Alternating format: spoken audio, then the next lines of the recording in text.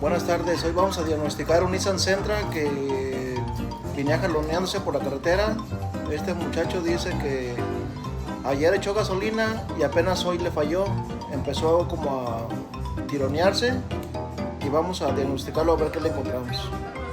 Bueno, aquí ya le chequé la bobina y sí tiene corriente. Ahorita ya le quité esta línea de la gasolina y vamos a ver si inyecta gasolina. Para eso voy a poner un bote para que no se tire al suelo. Bueno, aquí voy a poner el bote, vamos a ver si tiene gasolina.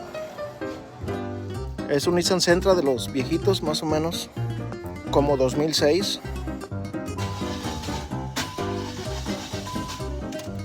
Sí inyecta gasolina. La bomba sí está funcionando, vamos a ver cómo está la gasolina.